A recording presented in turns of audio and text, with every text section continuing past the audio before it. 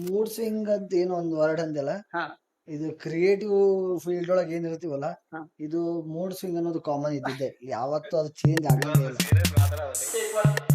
Welcome to ಜವಾರಿ talk. ಆಮೇಲೆ ಯಾವಾಗ ಪಾಡ್ಕಾಸ್ಟ್ ಬಂತಲ್ಲ, ಮತ್ ಹುಡುಗರು ಫೀಲ್ಡಿಗೆ ಬಂದ್ರು ಅಂತ ಅನ್ಕೊಂಡೆ ನಾನು. ನಾವೇನ್ ಟೆಸ್ಟ್ ಶೂಟ್ ಮಾಡಿದ್ವಲ್ಲ, ಹಾ. ಅದನ್ನೊಬ್ರು ಕೇಳಿದ್ರು, ಕೊಟ್ವಿ ಅವ್ರಿಗೆ. ಹಾ. ಅದನ್ನ ತಗೊಂಡೋಗಿ ಅವರು ಮಾರ್ಕೊಂಡು, ಅಂದ್ರೆ ಮಾಡಿ ಅದನ್ನ ಕ್ರಿಯೇಟ್ ಮಾಡ್ಕೊಂಡು ಶಾರ್ಟ್ ಫಿಲ್ಮ್ ಫೆಸ್ಟಿವಲ್ ಅವಾರ್ಡ್ ತಗೊಂಡ್ರು. ಆ KGF ಬರೋಕ್ಕಿಂತ ಮುಂಚೆ ನಾವು ಅದು ಫೈರ್ ಲೋಗೋ ಮಾಡಿದ್ವಿ. ಏನ್ ಗೊತ್ತ ರಾಮಾಯಣದ ಬಗ್ಗೆ ನೀವು? Question mark. ಓಕೆ, ನನ್ನ ಪರ್ಸನಲ್ ಲೈಫ್ ಅಂದ್ರೆ ಹೋಯ್ತಾನ. ಸೊ ಕ್ರಿಯೇಟಿವ್ ಫೀಲ್ಡ್ ನಾಗ ಏನಾರ ಮಾಡ.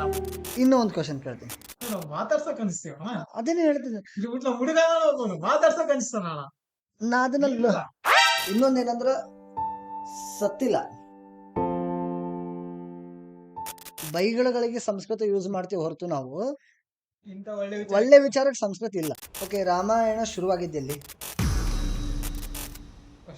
Question mark. ಓಕೆ, ಅದನ್ನೇ ಇಂಗ್ಲಿಷ್ ಡಬ್ ಮಾಡಿ ಅಲ್ಲಿ ಹೋದ್ರೆ ಅದು 18,000 ಕೋಟಿ ದುಡ್ದದು. ಇನ್ಸ್ಟಾಗ್ರಾಮ್ ಅಂತ ಏನದಲ್ಲ, ಅದು ಇನ್ಸ್ಟಾಗ್ರಾಮ್ ಹೆಸರು ತೆಗಿಬೇಕೀಗ. ಮಾತಾಡೋಣ ಹಿಂಗೆ ಹೆಸರು ಇಡ್ಬೇಕು. ಆಮೇಲೆ ನೀವು ನವಗ್ರಹ ಟೆಂಪಲ್ಸ್ಗೆ ಹೋಗ್ತೀರಿ. ನವಗ್ರಹ ಟೆಂಪಲ್ಗೆ ಹೋದಾಗ ಸೂರ್ಯ ನಡಕಿರ್ತಾನ, ಆಮೇಲೆ ಸುತ್ತ 8 ಗ್ರಹಗಳೇ ಭೂಮಿಯಲ್ಲಿ ಐತಲ್ಲಿ. Question mark. ಓಕೆ, ಒಳ್ಳೇದೇ ಆಗ್ಲಿ ಕೆಟ್ಟದೇ ಆಗ್ಲಿ ನನಗ ಒಬ್ಬ ವ್ಯಕ್ತಿ ಕಲ್ಸಂಗಿಲ್ಲ, ಆ ಸಮಯ ಕಲ್ಸಂತ ನಾನು ನಂಬ್ತೀನಿ ನಾನು. ಓಕೆ, ರಾಮಾಯಣ ಅಂದ್ರೆ ಏನು? Question mark. ಓಕೆ, ಇದು ವೆಂಕಟೇಶನ್ ಕಥೆ.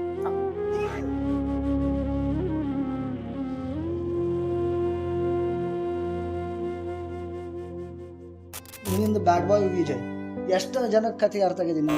ಕಪಿರೂಪ ಪರಿತ್ಯಜ್ಯ ನಿಜರೂಪೇ ಗಮ್ಯತಾಮ್ ಅಂತ ಕೊಟ್ಟಾನ. ಅವಳು ಸ್ಕೂಲಿಗೆ ಸೇರ್ಕೊಂಡಲ್ಲ, ನನ್ನ ಕ್ರಿಯೇಟಿವಿಟಿ ಸತ್ತೋಯ್ತು.